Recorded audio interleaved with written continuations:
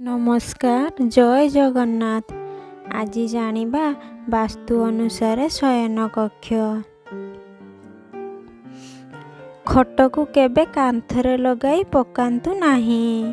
ଶୟନ କକ୍ଷରେ ଆଇନା ରଖନ୍ତୁ ନାହିଁ।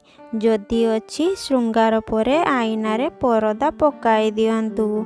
ଶୋଇଥିବା ବେଳେ ଶରୀର ଯେପରି ଆଇନାରେ ନ ଆସେ ଧ୍ୟାନ ରଖନ୍ତୁ। ଘଣ୍ଟା କାନ୍ଥରେ ଟାଙ୍ଗିଥିଲେ ଉତ୍ତର କାନ୍ଥରେ ଟାଙ୍ଗନ୍ତୁ। କାନ୍ଦୁରା ଚିତ୍ର, ଯୁଦ୍ଧ ଚିତ୍ର, ମୃତ ବ୍ୟକ୍ତିଙ୍କ ଚିତ୍ର ନ ରଖି ଉଭୟ ପତି ପତ୍ନୀଙ୍କ ଖୁସି ସମୟର ଚିତ୍ର, ଚଢ଼େଇ, ରାଧାକୃଷ୍ଣ ଯୁଗଳ ଚିତ୍ର ରଖିପାରନ୍ତି। ପୂଜାଘର ଶୟନ କକ୍ଷରେ ରଖନ୍ତୁ ନାହିଁ। ଶୋଇବା ଘର ରଙ୍ଗ ହାଲୁକା ରଙ୍ଗ ଦିଅନ୍ତୁ।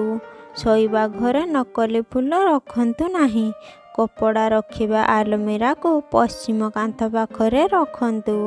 ବାଥରୁମ୍ ଶୋଇବା ଘର ସହ ଥିଲେ ବାଥରୁମ୍ ଦ୍ୱାରରେ ଘର କାନ୍ଥ ରଙ୍ଗର ଏକ ପରଦା ଟାଙ୍ଗି ଦିଅନ୍ତୁ। ଦୁଇଟି ଖଟକୁ ଏକାଠି ଯୋଡ଼ି ଶୁଅନ୍ତୁ ନାହିଁ। ବର୍ତ୍ତମାନ ପାଇଁ ଏତିକି। ପୁଣି ଆପଣମାନଙ୍କ ସହିତ ଦେଖା ହେବ ଏକ ନୂତନ ସୁନ୍ଦର ଅଧ୍ୟାୟରେ। ଯଦି ଆଜିର ଭିଡ଼ିଓଟି ଆପଣମାନଙ୍କୁ ଭଲ ଲାଗିଥାଏ ତାହେଲେ ଲାଇକ୍, କମେଣ୍ଟ, ସେୟାର ଏବଂ ସବସ୍କ୍ରାଇବ୍ କରିବାକୁ ଭୁଲିବେନି।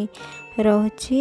ଆପଣମାନଙ୍କ ଦିନଟି ମଙ୍ଗଳମୟ ହେଉ। ପ୍ରଭୁ ଜଗନ୍ନାଥ ଆପଣମାନଙ୍କୁ ସୁଖରେ ରଖନ୍ତୁ। ଧନ୍ୟବାଦ।